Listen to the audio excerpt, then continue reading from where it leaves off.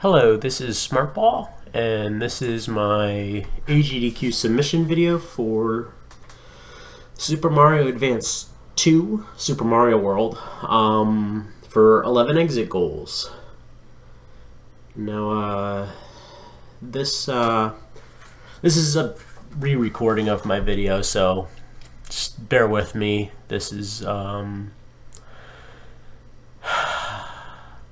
It's the Game Boy Advance version of Super Mario World. It's a game that really hasn't gotten an awful lot of attention. I mean, there's quite a few runs of this category in particular, but it hasn't gotten the same amount of attention that Super Mario World has gotten. However, it is well, in some cases, it's the faster version of the game. This is 11 exit goals is basically glitchless in this game. There's some pretty cool techniques that's used though. Anyways, a lot of the routing of this is just adapted off of the Super Mario World, the SNES Super Mario World counterpart, especially in World 1. A lot of the jumps are a little tighter. Having the playfield has basically been shrunken to refit the Game Boy Advance, and it makes a lot of tricks a little tighter, a little more difficult.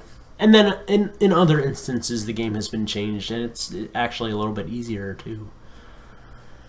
I guess there is a sort of big difference coming up towards the end of this level. Right up here, you can actually jump up onto that platform and avoid some floating platforms and spike balls. But that's a very, very minor difference. As far as 11 exits goes, there's not too much technique that's different from SNES, but there's a little bit. The two main runners of this are, well, I mean, Area 51 has run this before. However, the two most optimized times are myself and Steven 1704, or I think he actually changed his name to Sten. But anyways, yeah, he actually got a pretty good run a while back, and then I ended up breaking it by a few seconds, following some new techniques that I have found, particularly in the Ghost House. So this is the end of World 1. You see, it's a little bit faster than Super Mario World for the SNES. Just the World 1 for Super Mario World is typically around 3 minutes, and for someone really good, 3 minutes and 11 seconds.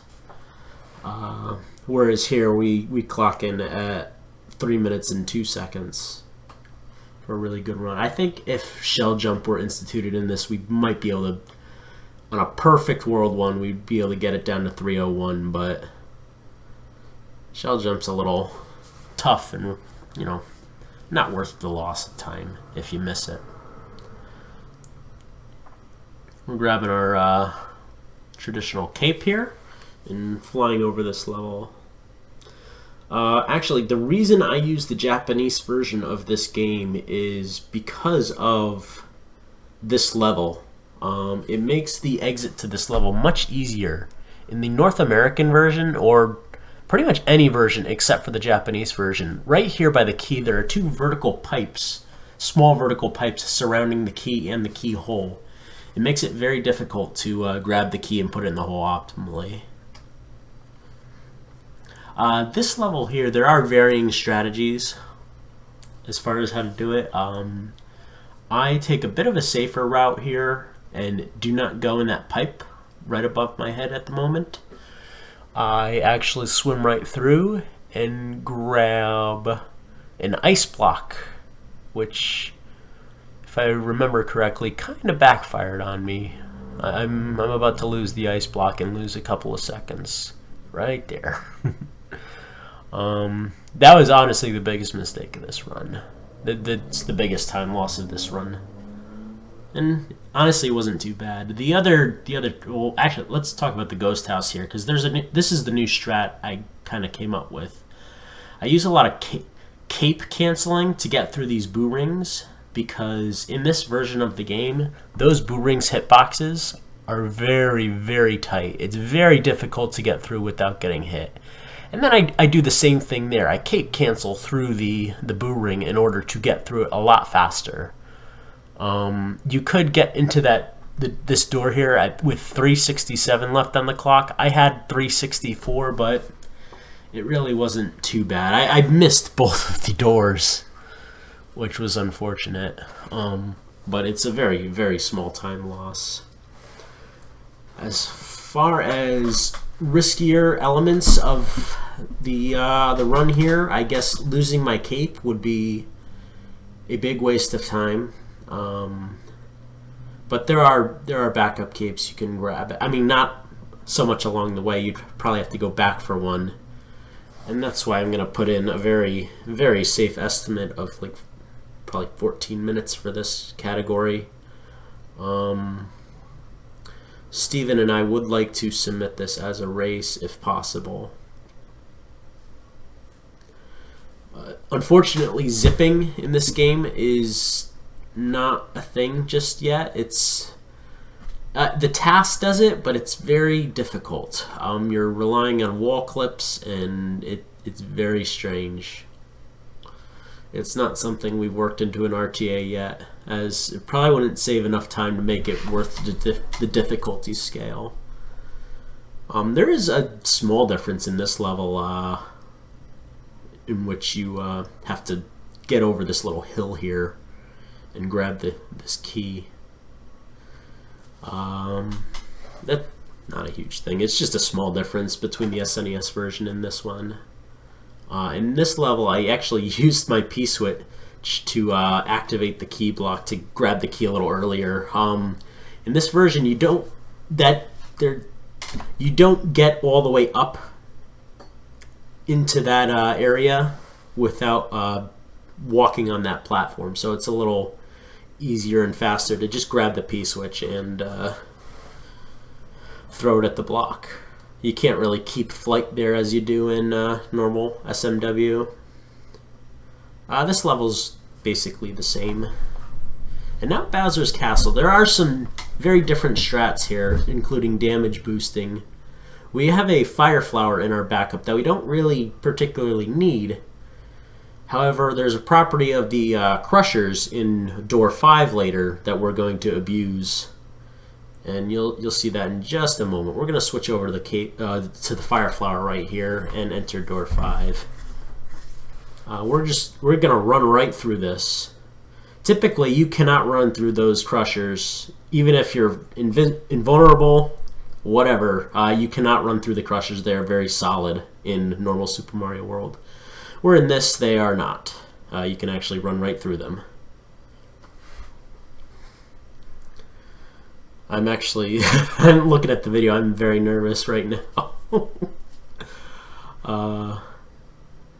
Spoiler, I do end up nailing the cape kill on this, which has been adjusted a little bit in order to fit Super Mario Advance 2. It's a little bit different, but not too much.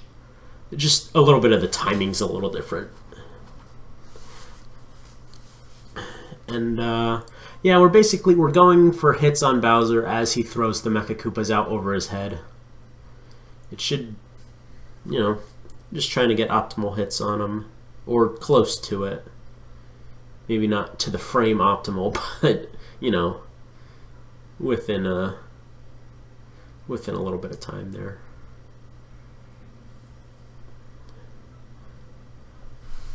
Phase 2 of Bowser, we're going to perform something called Ball Skip, where Bowser needs to drop 2 bowling balls, typically, and he's about to drop the first right now.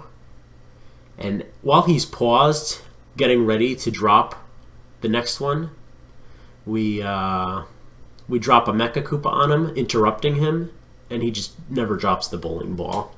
It saves a little bit of time.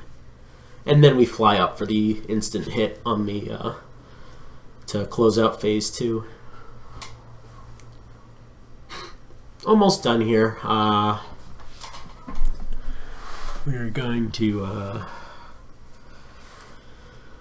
keep that Mecha Koopa stunned, hit Bowser as soon as possible here.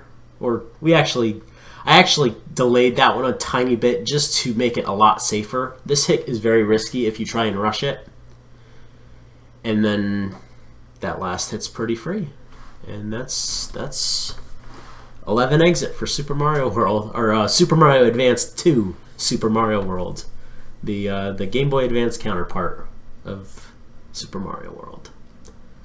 I hope this can be considered for AGDQ. Thank you for watching.